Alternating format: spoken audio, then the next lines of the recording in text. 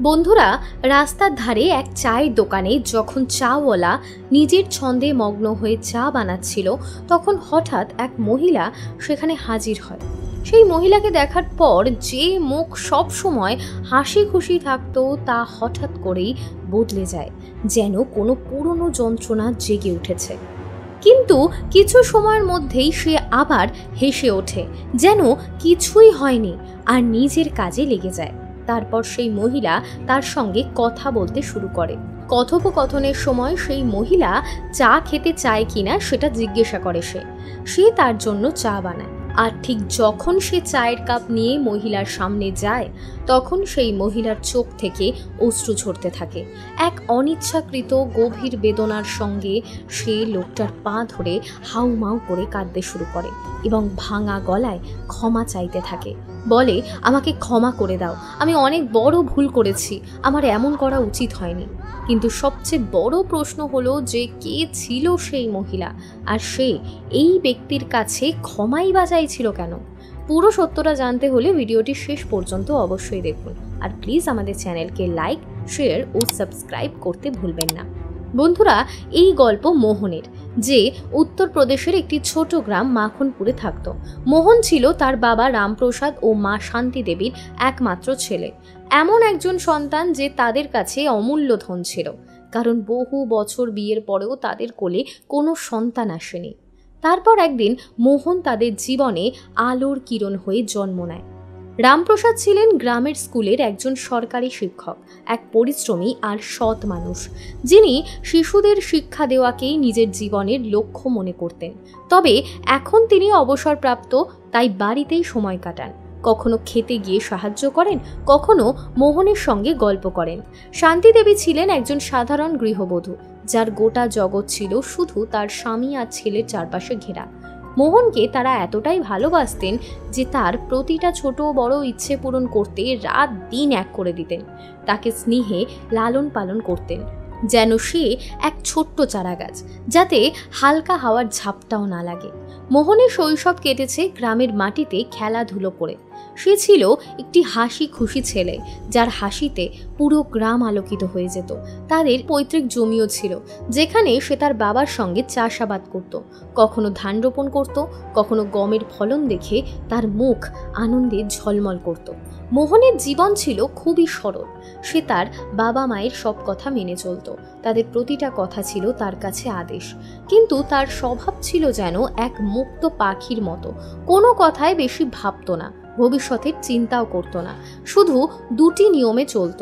প্রথম, তার কোনো কাজ যেন অন্য কারোর কষ্টের কারণ না হয়। দ্বিতীয়, সে এমন কিছু যেন না করে যাতে তার পাপ লাগে। এই দুই কথা মাথায় রেখে সে যে কোনো কাজ করত, কোনো দ্বিধা ছাড়া, কোনো অনুশোচনা ছাড়াই। তার বাবা মা জানতেন যে তাদের ছেলে একটু আলাদা, একটু সরল। অনেক সময় এমন হতো, রামপ্রসাদ স্কুল থেকে কিছু টাকা এনে ঘরে রাখতেন, যাতে বাড়ির খরচ চলতে পারে বা কোনো প্রয়োজন মেটানো যায়। কিন্তু যদি মোহন গ্রামের রাস্তায় কোনো কষ্টে থাকা মানুষকে দেখত, কেউ ক্ষুধার্ত বা কেউ ঠান্ডায় কাঁপছে, কেউ কান্নায় ভেঙে পড়েছে, তাহলে সে চুপচাপ সেই টাকা নিয়ে যেত এবং সেই অসহায় মানুষটিকে দিয়ে আসতো। তারপর খুব ভালোবাসার সঙ্গে বলতো, দাদা, এই টাকাগুলো দিয়ে নিজের জীবনটা একটু ভালোভাবে কাটাও, এমন সুযোগ বারবার আসে না।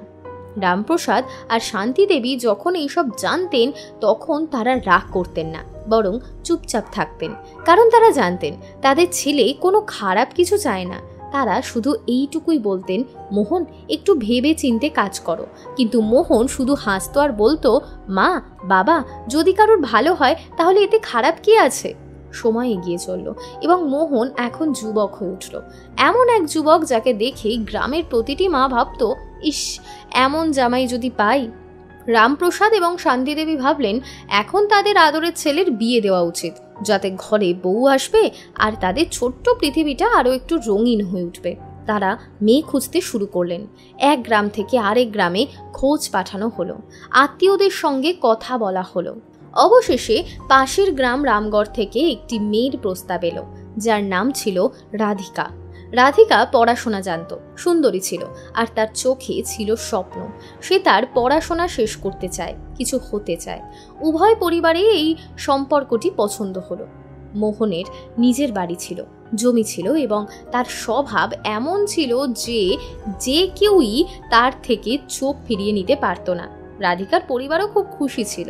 তাদের মেয়েকে এমন একটি পরিবারে পাঠানো হবে যেখানে ভালোবাসা ও সম্মান দুই পাবে সে। তাহলে আর দেরি কেন?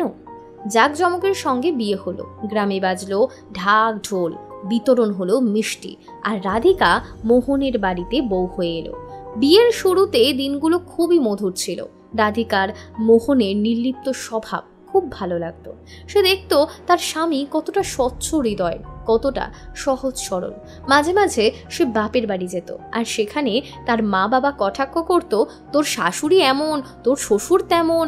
কিন্তু মোহন সেই সব কথা হেসে উড়িয়ে দিত। সে বলতো, রাধিকা, এসব ছোট ছোট কথায় কি যায় আসে, সব ঠিক হয়ে যাবে, একটু সময় দাও।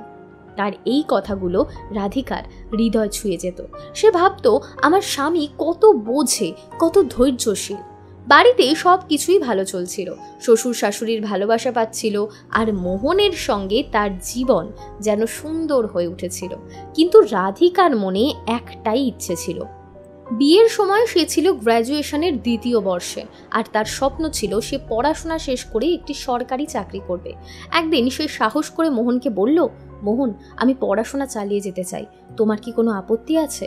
মোহন তার সেই মিষ্টি হাসি দিয়ে বলল, রাধিকা, যদি পড়াশোনায় তোমার আনন্দ হয় তাহলে অবশ্যই পড়ো, আমার কোনো আপত্তি নেই। তুমি যত খুশি পড়ো, আমি তো খুশি যে আমার স্ত্রী বড় কিছু করতে চায়। এটা শুনে রাধিকার মন আনন্দে ভরে উঠল। সে ভাবল, এই পৃথিবীতে এর চেয়ে ভালো স্বামী আর কোথায় পাবো। তারপর কি, মোহন তার পড়াশোনার পুরো বন্দোবস্ত করে দিল। গ্রাম থেকে শহরে যাওয়া, বই ফি, সব কিছু সে নিজে দেখত। রাধিকাও মন দিয়ে পড়াশোনা করতে লাগলো। সে তার শ্বশুর শাশুড়ির দেখাশোনাও করত, বাড়ির কাজ সামলাতো, আর পড়াশোনাতেও কিন্তু পিছিয়ে পড়তো না। সময় কেটে গেল এবং একদিন সেই সুসংবাদ এলো যার জন্য রাধিকা অধীর আগ্রহে অপেক্ষা করছিল। সে সরকারি ব্যাংকে ম্যানেজারের চাকরির জন্য পরীক্ষা দিয়েছিল, আর ফলাফল এলো, তার চাকরি নিশ্চিত হয়ে গেছে। যখন সে বাড়ি থেকে এসে মোহনকে এই কথা বলল, তখন মোহনের আনন্দ আর ধরে না। সে বলল, রাধিকা, তোমার চাকরি হয়ে গেছে, এখন আমাদের জীবন আরও ভালো হয়ে যাবে।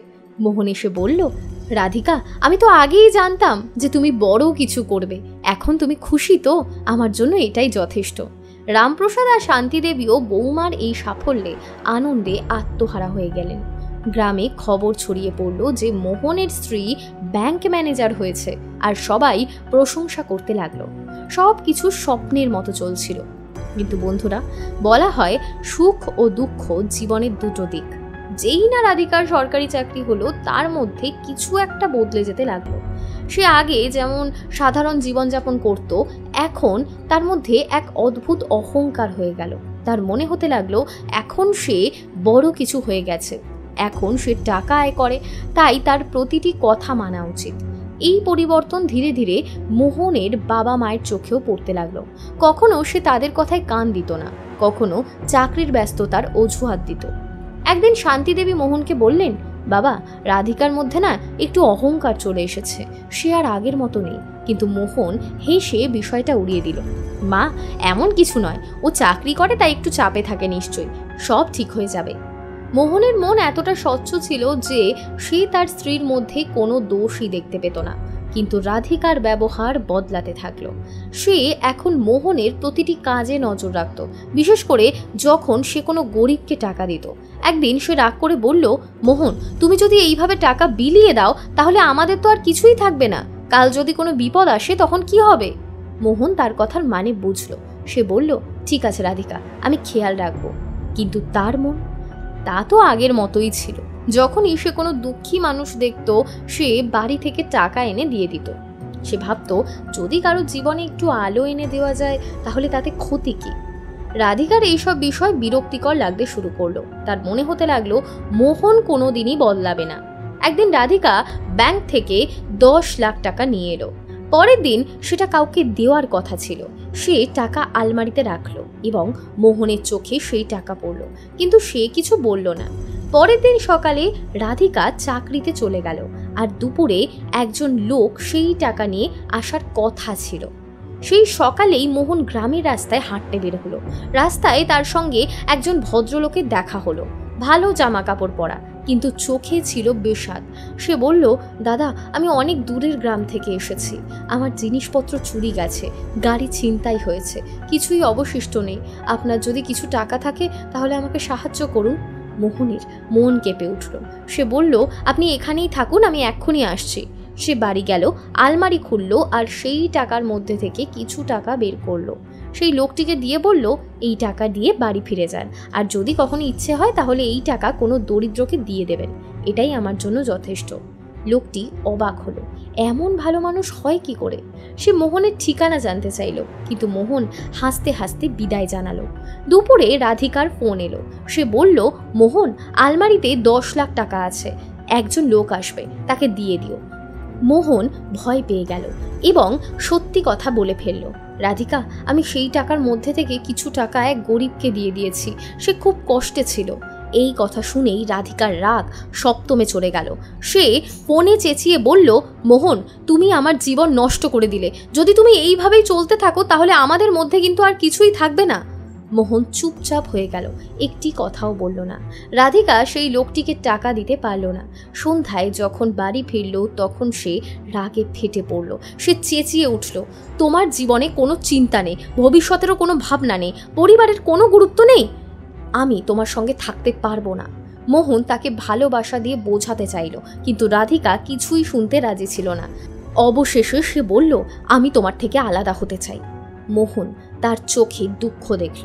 সে বলল, রাধিকা, যদি তুমি আমার সঙ্গে খুশি না থাকো তাহলে যেখানে মন চায় চলে যাও, আমার কোনো আপত্তি নেই। রাধিকা তার কথা মেনে নিল আর রাগ করে বাপের বাড়ি চলে গেল। সেখানে সে নিজের বেতনের টাকা তার মা বাবাকে দিতে থাকলো।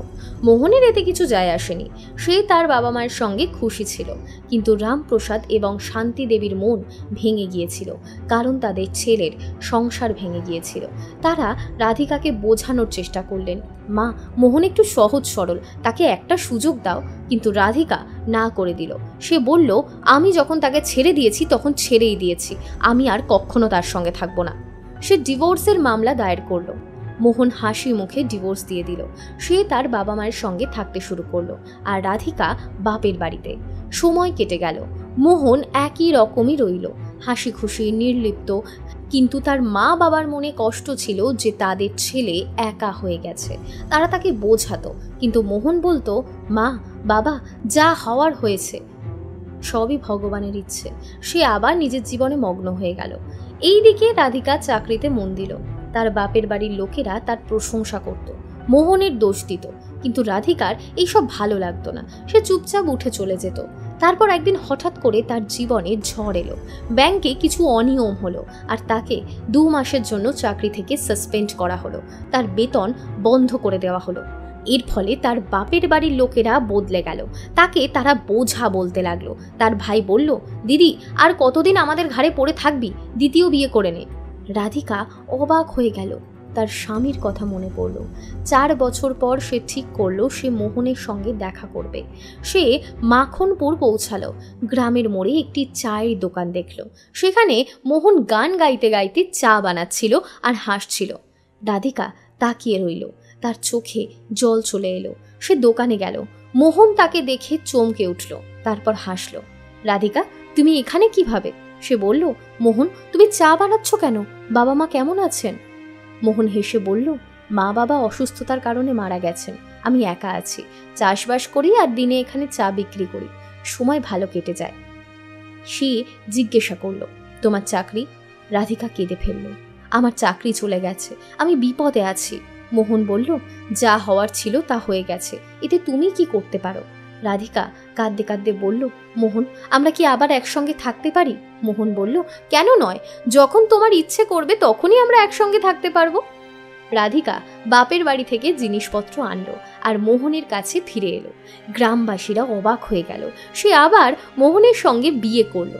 কয়েক মাস পর তার চাকরিও ফিরে এলো। এখন সে উপার্জন করে আর মোহন মানুষের সাহায্য করে। মোহন আজও ঠিক আগের মতোই, হাসি খুশি, মজার আর দয়ালু হৃদয়ের। বন্ধুরা, এই গল্প আমাদের শেখায় যে সত্যিকারের সুখ টাকায় নয়, হৃদয়ের সরলতা থেকে আসে।